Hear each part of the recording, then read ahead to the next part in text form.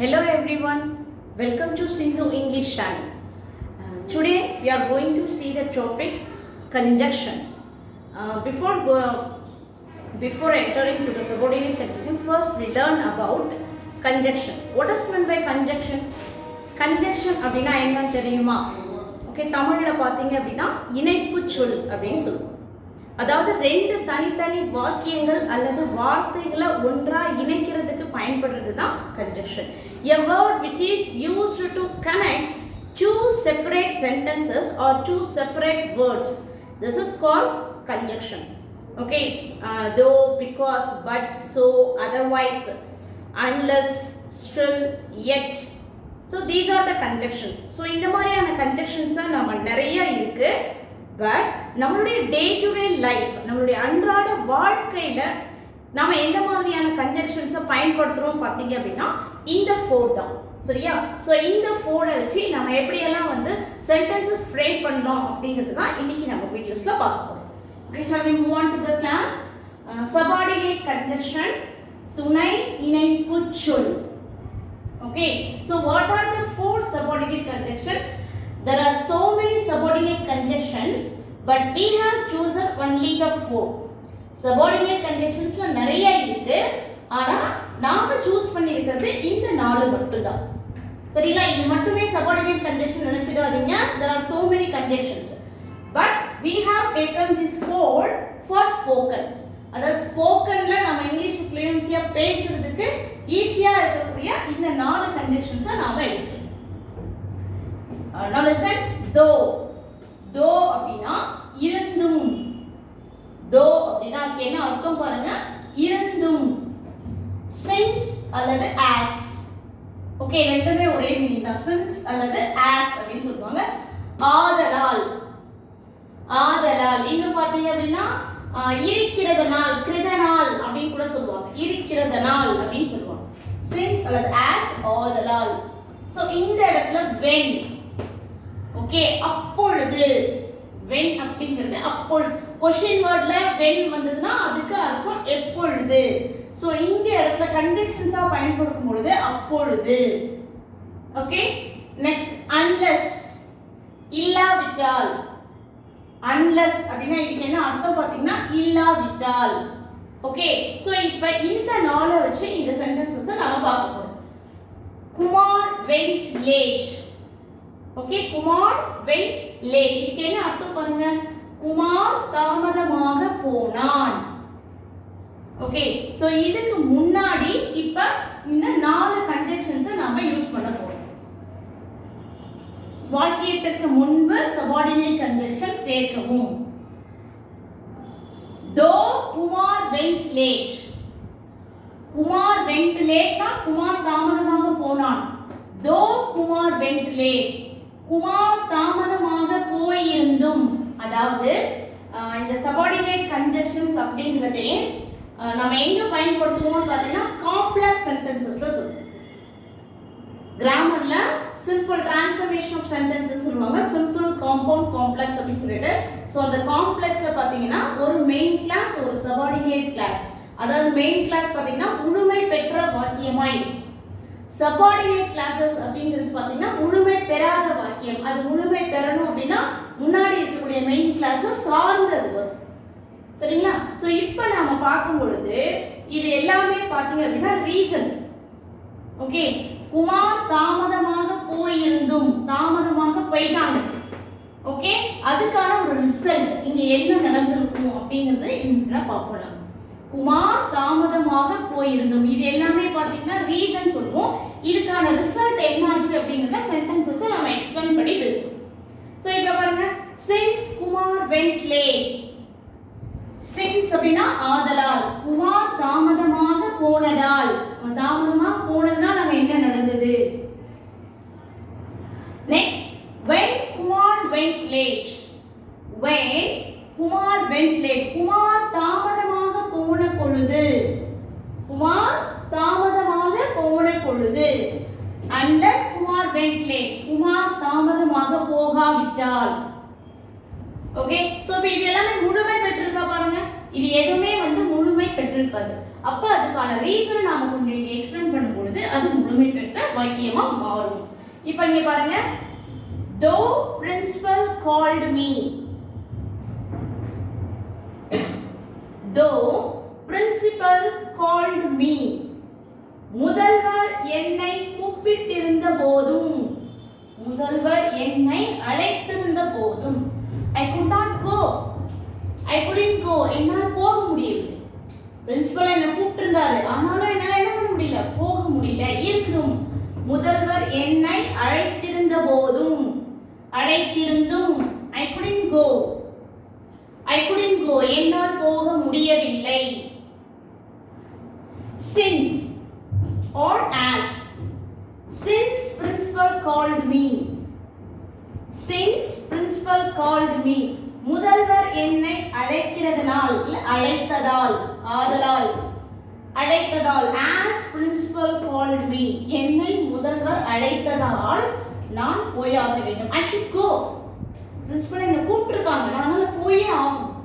Okay, என்னை கூப்பிட்டுருந்தோம் என்னால் போக முடியல, என்னை கூப்பிட்டதுனால நான் போனேன். ஓகே, நான் போகணும் அப்படின்னு சொல்றேன். I should go. Next sentences. When principal called me, when principal called me, முதல்வர் என்னை அழைத்த பொழுது, called பாருங்க past tense, முதல்வர் என்னை அழைத்த பொழுது என்னால் போக முடியவில்லை. I didn't go. என்னால் போக முடியவில்லை, நான் போகவில்லை. சாரி, நான் போகவில்லை. I did not go. முதல்வர் என்னை கூப்பிட்ட பொழுது நான் போகவில்லை. I did not go. So இந்த இடத்துல என்னால் போக முடியவில்லை அப்படின்னு சொல்லலாம். ஓகே, I couldn't go அப்படிங்கறதை நாம இங்க சொல்லலாம்.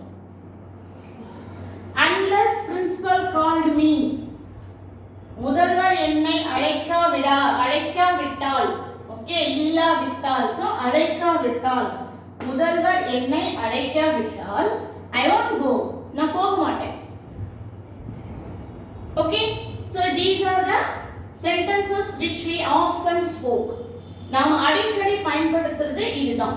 சோ இந்த மாதிரியான sentences தான் நாம பேசுறதுக்கோ இல்ல வந்து நம்ம நியூஸ் பேப்பர்ஸ்ல பார்க்கும்போது பார்க்கலாம். Okay, now we move on to the next topic, have and has. Have and has. So here have acts as possession verbs. அதாவது have இந்த இடத்துல பார்த்தீங்கன்னா வைத்திருக்கிறேன். ஓகே, have இந்த இடத்துல என்னவா நமக்கு பயன்படுத்துது அப்படினா வைத்திருத்தல். அதாவது I, you, they, we. If the persons are I, you, they, we have to use the verb have. Whether the person is he, she, it, we have to use has.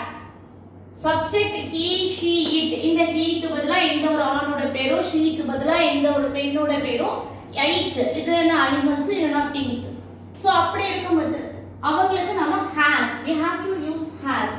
For the subjects I, you, they, we have to use have. I have 5,000 rupees.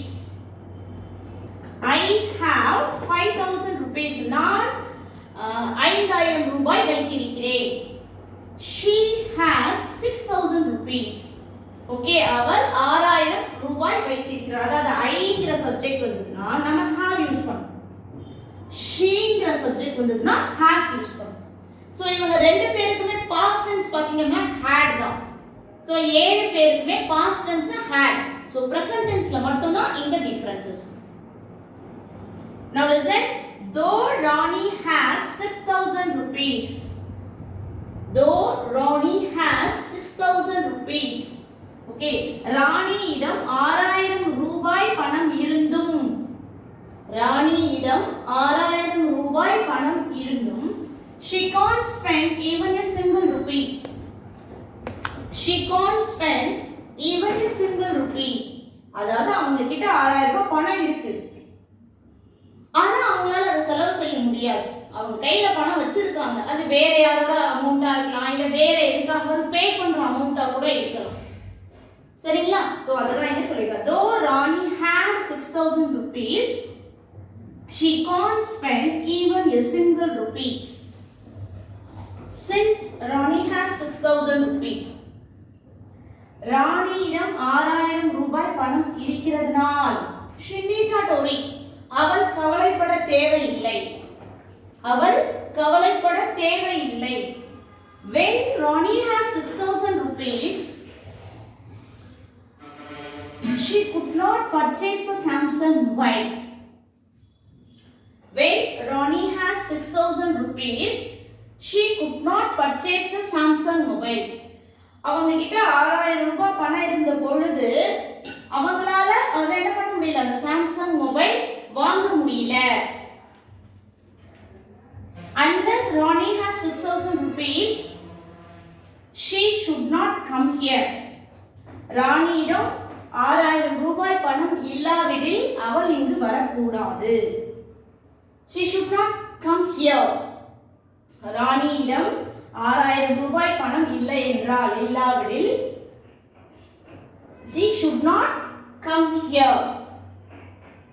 Are you clear about it? So இந்த conjunctions use பண்ணி நாம எப்படி sentences பேசணும் அப்படிங்கிறது புரியுதுங்களா?